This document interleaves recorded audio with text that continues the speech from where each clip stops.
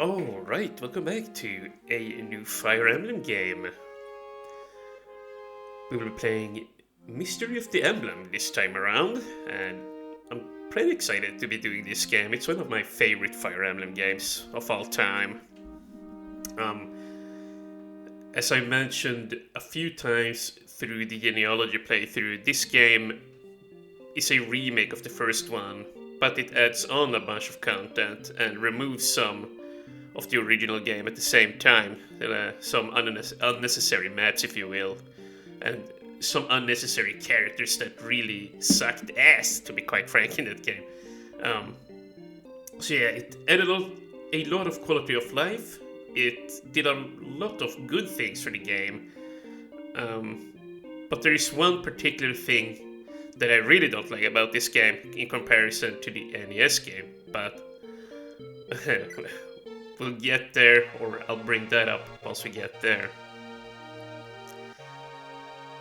Yeah, I love this music. Great tune. It's a shame this wasn't released in Europe or the US, or in the US for that matter. Yeah. And everywhere across the world. Like, this is a really good game, but only Japan got to play it. So yeah, let's see here. We're gonna put up a new game and select the empty file, and yeah, here you can see we have Book 1, War of Darkness. That's basically the first game, and then we have War of Heroes, which I may or may not play that. We'll see. It's a lot harder than Book 1, in my opinion, especially the end of the game, and there is a lot of cruel things. I personally think, like, a lot of long range tomes, lots of heavy studio enemies. Yeah, I might play it though. I've only played it twice, so I'm not too well versed in it, but yeah, let's see here. In the distant past, the continent of Akaneia was invaded by the Dolunian Empire, led by the Manakete King Medeus. The people lived in fear and despair. The Holy Kingdom of Akaneia, which had always guarded the world, was also destroyed by the horrific power of the Shadow Dragon. Yes, man. The world was facing ruin. However, a miracle occurred, of course. My boy. And it was a youth from the town of Altea. He went on a perilous journey to obtain the divine sword of light, Falchion,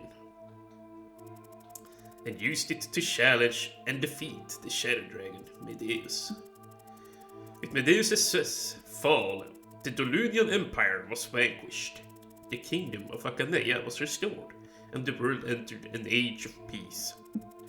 Taking lead from the kingdom of Altea, many other countries also began to rebuild themselves. Hell yeah. But then, 100 years after the war with Duruna, after many years had passed, Medeus resurrected at Duruna. He allied with the neighboring kingdoms of Grust and Medun, and restored the Dolunian Empire. Durunian, I might do a Japanese pronunciation of that. Also, he joined forces with Khadin's Pontifex Garneth, who shared the same ambitions of ruling the world as him, and launched an attack on the kingdom of Akaneia. Akaneia fought to the death, but under Grust's general Camus and Medeus's Medeus's might, they suffered terrible losses. Aside from Princess Nina, the royal family has been wiped out. Altea's King Cornelius, who possessed the bloodline of Alnidi, left to defeat Medeus. He took the Falchion, the divine sword of legends, to battle, but was betrayed by Altea's ally, Gira, and died in battle. Okay. Following him, the kingdom of Altea also fell. Prince Marth, just 14 years of age, managed to escape with the help of his elder sister, Princess Elise. and they fled to the distant island country of Talys, where we will be having our first chapter of the game. I love this music, dude. Yeah, this game also added a lot of plot. Like in the original NES game, you don't have all this plot in the beginning. You just kind of start up in the first stage and, you know, you go. And in a way, I kind of like that, but at the same time, it is nice to have all this backstory. I believe in the NES version, you actually have to read the plot in the manual instead, you know, in the physical manual of the game. Prince Marth of Altea was chased out of his homeland by the Durunian Empire. He was protected by the Altea Knights, led by the veteran knight Jagen, which I won't be doing too much fighting with, and he escaped after much struggle to the eastern island's Kingdom of Talys. The Kingdom of Talys was a small country without even its own knights, located at the frontier. The Kingdom of Talys lent his eastern fortress to Marth and offered him assistance. Well, without any knights, yeah. Whatever. After the death of both his parents and his beloved sister's capture by the Empire, Marth felt anxious. Prince Marth, my boy, I understand your concern for your sister. However, you're only 14, you're much too young to fight with the Empire. Please wait for now. Here you can train until you become strong enough. Under the current protection of the Talys citizens, Marth had passed 2 years at this country.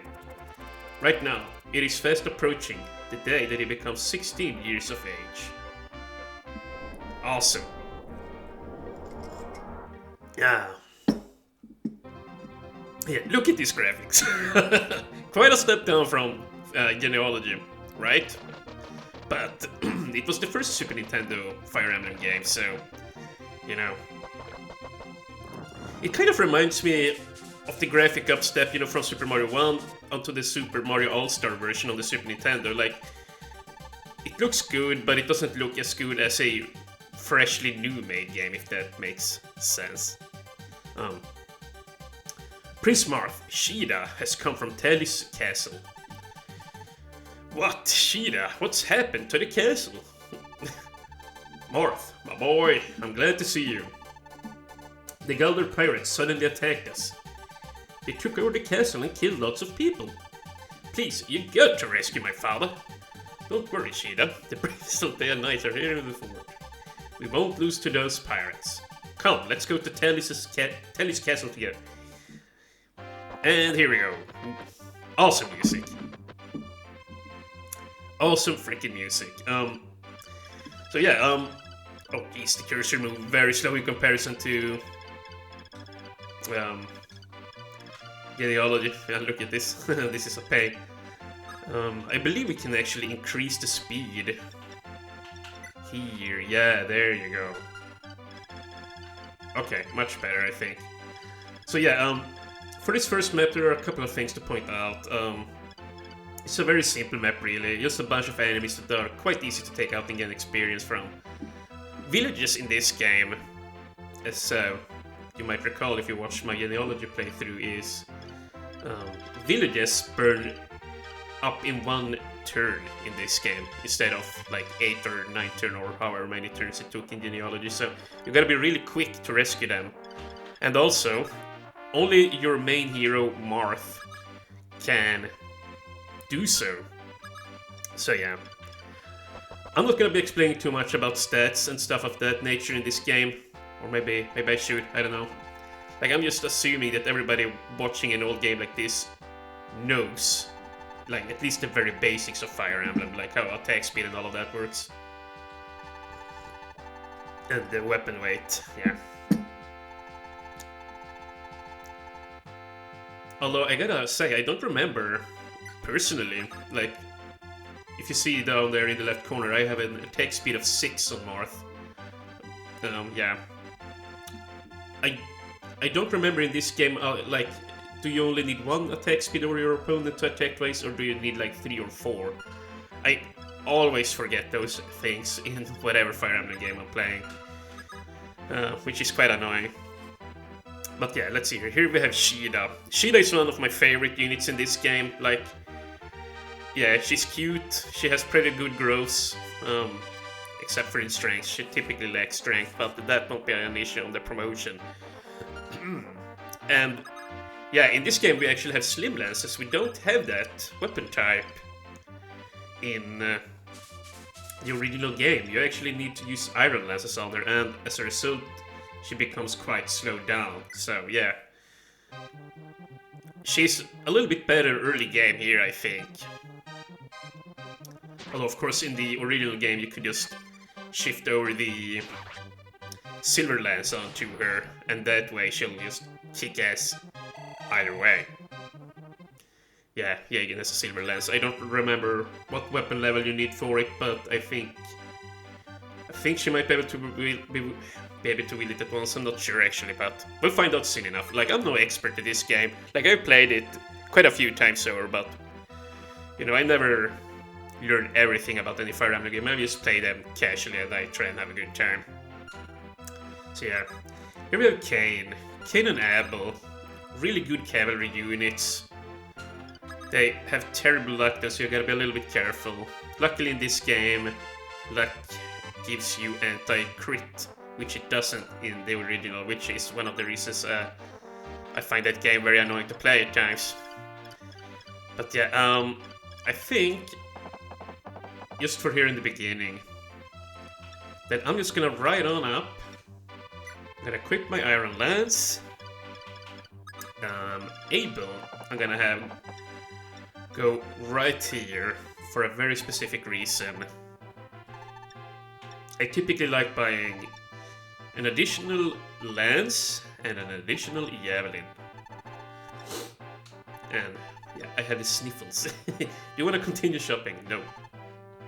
Yeah, so excuse me if I make some weird noises from time to time.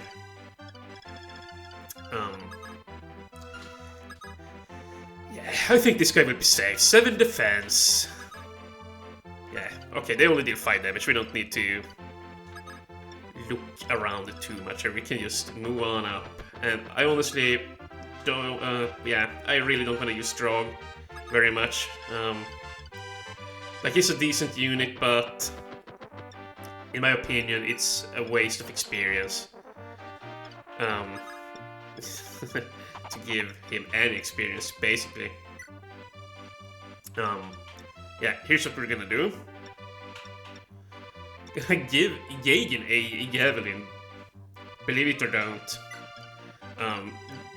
That's like one good thing with him, you know, since he's so quick, but if you give him the very slow javelin, or like it's very heavy, that basically limits Jagen to only being able to attack once. So yeah, it's a good weapon to have on him here in the early game, just so that he can run up, get in some poke damage, and, you know, back off, basically. Yeah, you know. And yeah, enemies move quite slow in this game. Yeah, I won't be doing too much cutting here in the early game, because things are gonna be moving quite fast anyway, and, you know, unlike genealogy, I actually kind of know what I'm doing here. Kinda, you know. Kinda. Let's see. Yeah, so this guy shoots about there. Okay, so... yeah... Okay, yeah. Now put this lady right over here. We're gonna have this guy take a pot shot on this pirate here. Come on, Gordon. Bam! Nice. So yeah, I just remembered one other thing I wanna do. I typically like having combat animation on real. That way it kind of moves a little bit faster. Gonna speed that up, and yeah. Just like that. Now. Jagen, please. And this is why I like Jagen. Now, just run up. And boom! Big damage without killing the pirates. You know, the javelin is quite nice to have on him. And let's see here if Marth can't, with his rapier, take this guy out. 0 attack speed. Yeah, I guess we could go over that. Like, the combat screens here, it's not as clear as in genealogy. Press attack. Here you see your stats. 19% avoidance. 16% crit. 6 attack speed. EF, I don't really know what that is. Efficiency, maybe. But yeah. So you just basically take the attack and subtract with the defense. And yeah, it's 0 attack speed, so I'm gonna hit twice, so I'm just gonna go for it. Nice. Even a big dodge. Yeah, I find it that Marth typically becomes incredibly strong, so... yeah. Which is very good. To have a decent...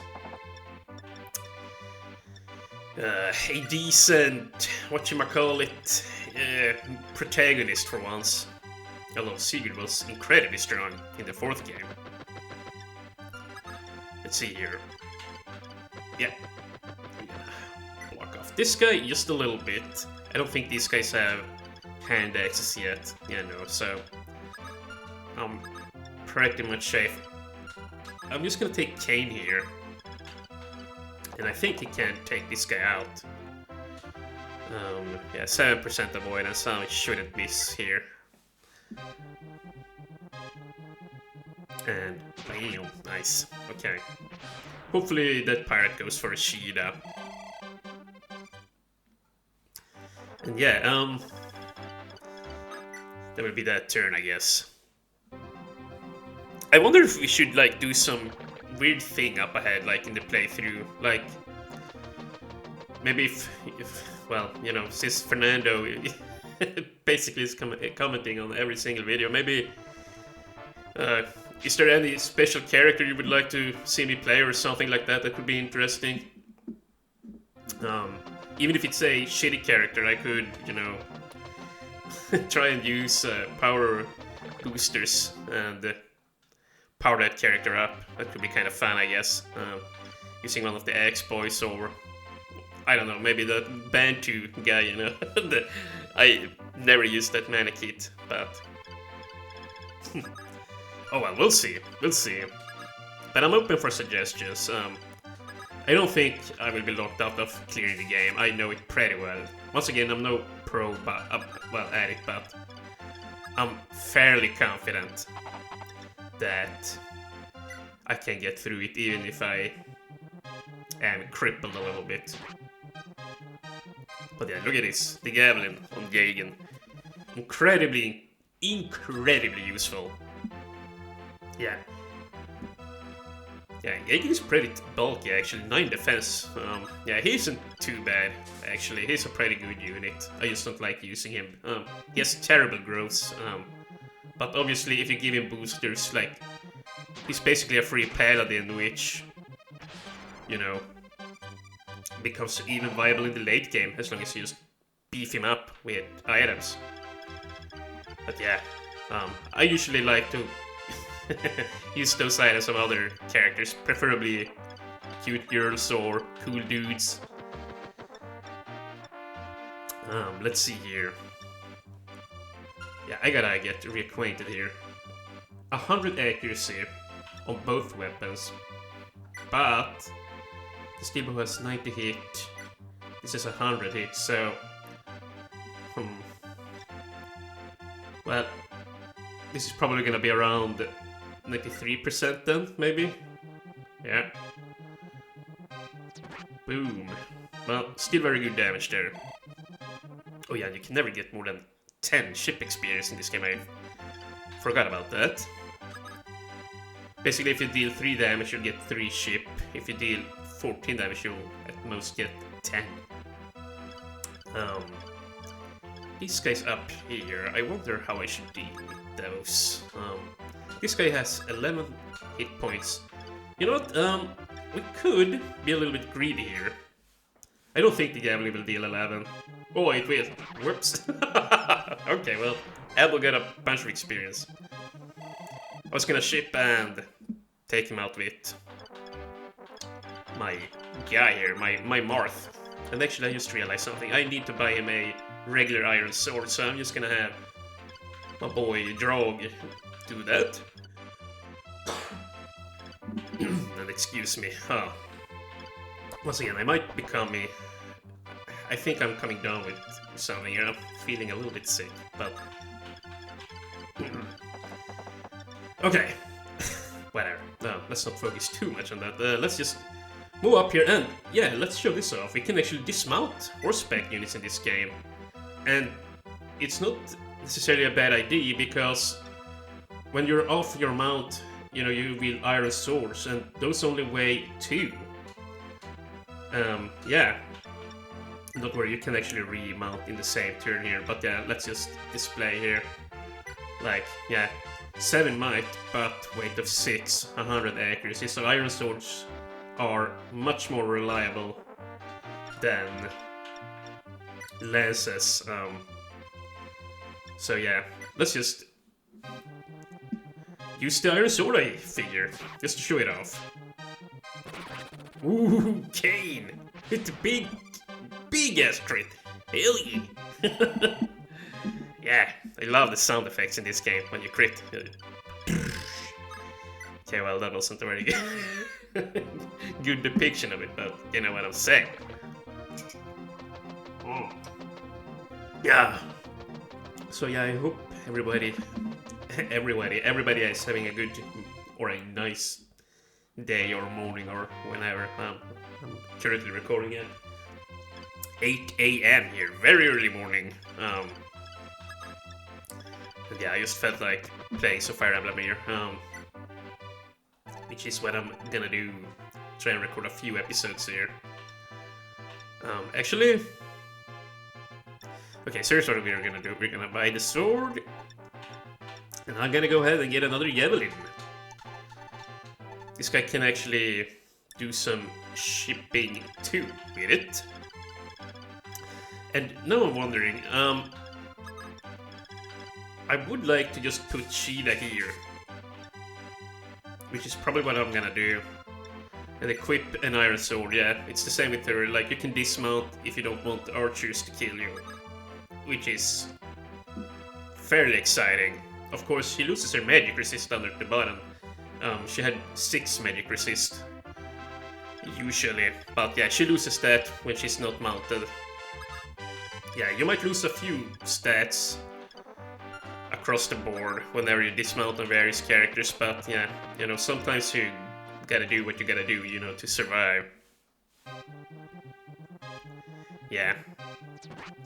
And the whole dismounting thing is a little bit sad on certain maps, like on the indoor maps, you know, cavalry units are basically incredibly nerfed since they won't be able to, well, move around at full speed, which is kind of annoying. But I can see why they did it. In the original game, like, yeah, cavalry unit was very overpowered, but now I feel like they got a little bit too underwhelming almost, you know. I feel like they were nerfed a little bit too much. Yeah, I'm just going on autopilot here, like, the enemies are so incredibly weak in this first chapter. You know, there isn't really much to say. Just utilize bushes and, yeah, slowly walk up. That's basically all there is to it. Let's see here, can we? Yeah. Let's take this guy's iron sword so we don't have to waste the rapier so damn much. That's just a crime. Crime of nature. Crime against nature. Let's see here. Move you up here, boy. And, yeah, let's just have you remain on your horse. And everybody has moved. Let me just check. 25 minutes. Of course, we do have a lot of plot there, too. Yeah. This playthrough, I would like to keep the episodes shorter than in genealogy. Those videos got out of control sometimes, especially towards the end. Many 60 minutes episodes. Strength, speed, and maximum HP for a first level up on Kane. That is really good. Strength and hit points are some of the most important stats early game. Just so that you can attack twice. Especially on your archery units, like they severely need speed at the early game. Nice, and that's why I wanted her to be on the fort, just so that she could heal. Yeah, let's just keep attacking. I'm feeling risky. Well, I feel like taking risks. And, that's not good. Should I go and help her? Oh, Sheeda, why did you have to miss? Fine, we'll send Abel here. Dismount. Yeah, in certain situations like this, like dismounting is better just to increase your own hit percentages. Yeah, so he's in the sea, well, on the beach, so that's why the pirate is so damn hard to hit. You get like a 30% avoidance boost. Yeah, you see, he's 30% boosted whilst in the water, which is kind of ridiculous. If anything, it should be easier to hit. Although I guess it's supposed to be like, oh, he dies under the water and therefore he's hard to hit. I don't know. It's a video game. Let's not read too much into it, I guess. Okay, Gordon, big money. Boom! Oh, he didn't die. What the heck? Typically I like showering Gordon with experience in the early game. His stats aren't the best, and his growths aren't great either, but, you know, by the end of the game, he can use a very strong bow, which, yeah, I would like to be able to use it on him. I'm also gonna be using another archer named Castor, but we won't be getting him for a while longer here. Let's see here, let's cover up Gordon with Master. Yeah, Morpheus casually walks up. Bam!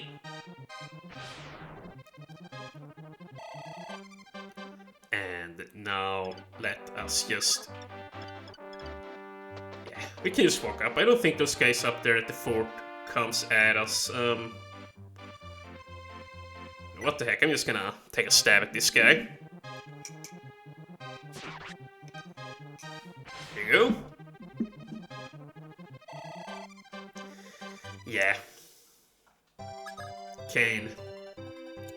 HP, strength, speed. Very, very good. I typically like using Kane and Abel. Like, they are overpowered units for sure. Like, especially in the NES version. In the Super Nintendo, they are quite good too. But on the indoor maps, they lose some of their power, obviously. Okay, I think Sheeda is fine. We can probably just keep on moving with the rest guys. With the rest of my guys now. Let's see. Gordon, you can move here. Marthy, move for the village. And then we are gonna see if we can't ship this guy too. Bam! He has a 10% crit, as you can see. Like the CRT there in the fighting menu stands for crit. So yeah, there is a 10% chance he fucks me over and takes all the experience.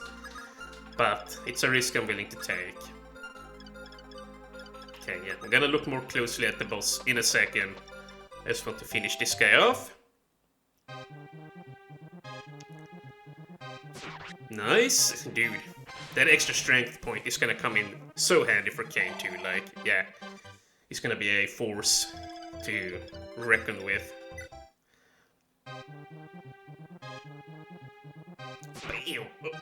Well, come on. Thank you. Yeah, I'm not reading stats too. Okay, let's hear. 2. Strength, skill, speed, weapon, hit point. Great first level up for Sheila. Holy heck, dude. Holy heck. Jeez. Dude, that is... I love that. I love it. I freaking love it. I like it when it all comes together nicely. Such a great ass feeling. Yeah, I was saying something there, but... Oh yeah, okay, well, let's read this first. Oh, you're the Prince of Altea. It's like a dream to be able to see you. Thank you. Thank you very much. That will come in handy. But yeah, here in the early game I won't be reading the status screens too much. I already know, like, typically, or just about what's gonna happen. It's incredibly easy here in the early game anyway, so yeah, let's just keep on chucking spears here with Jagen. You know, he might be able to pick up a few levels whilst we do this. And who knows, maybe he can get some good stats. You never know. Should I give this to Gordon is the big question now. I kinda wanna do that. Kinda wanna, so let's do it. Let's have him here, and the turn. Try and speed this up. Okay. Gazzak. 70% hit, 14 damage, okay. The Altean army is here. If we let you guys walk all over us, it would ruin the name of us pirates. Die. Okay. Swoosh. Bam, bam. Hell yeah. Okay, Kane. Maybe Kane can level up again, dude. That would be... that would be swell. Abel hasn't been able to get too much experience here, but, you know... whatever, I guess. He will have more opportunities to level up ahead. It is nice to really get one of the horse units stacked up experience-wise early game, just so that they can ride around on their own and be incredibly strong, you know. Yeah, whilst we work on the boss, let's just have Gordon milk this guy a little bit. Just shoot him, gain a few extra experience points, and then we can kill him on the next turn. And let's have this guy. Move on up. What's your health at? 18. Yeah, I'm just gonna end here. I don't dare to throw the javelin at Gazzak. Jagen might kill him with a crit. That would suck. Oof. Ooh. Okay, well, we're gonna need to help Kane out here. Okay. Let's see. Actually, he probably won't be able to do this anymore. He's too low. So I guess we really will take it on Abel instead then. Yeah. Or actually, maybe we should even take it on... damn it. I'm getting a little bit unlucky here. Frustrating. Yeah, maybe we can take it on Gordon, actually. You know, let's just see what happens here. If he crits, he gets it. And nope, he didn't. But now Abel should be able to get the very nice experience. Let's just have this guy move away. And yeah, Gazzak. He isn't very impressive. Low stats and all of that good stuff. Yeah, we're just gonna end and watch him go down. If Abel fails to kill him, I'll probably just have Marth do it. Okay, come on. Nah, man. Oh my god, my man. Oh my god, indeed. That sucked. Okay, come on, Gordon. Come on, Gordon. My boy. Yeah! At the very least, Gordon got it. Good. Come on, big level up. Come on. Speed. Speed HP, well... You know, I do love speed on my archers. Once you get up to 3... Oh yeah, I remember that now. Once you get up to 3 attack speed, you typically can attack twice on units with 0 attack speed. Yeah, I remember that formula now. So it's very important that he gets 2 more speed as soon as possible. Let's see here. You know what? Well, let's attack from here. 11. Yeah, I deal 8. 2% avoidance, I shouldn't be able to miss. You don't get any boosts in the moat. No avoidance boost, I mean. And, okay. Okay, Abel. Following your brother Kane's footsteps. Skill, def, HP. Okay, not bad. A point in defense.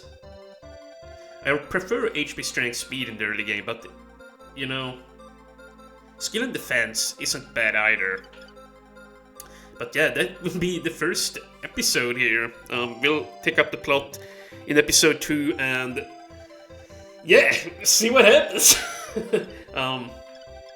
Yeah, I'm really looking forward to playing this game for you guys. It'll be a fun one. Once again, Fernando, if you have any like fun concept you would like to see me do, or like, you know, use a specific character, even if it's a rather bad one, you know. Yeah, feel free to ask. It could be a fun little extra challenge, like if I was locked to a certain unit, which which typically isn't too strong. So yeah. But yeah, with that, episode 1 of Mystery of the Emblem is done. See you in the next, guys.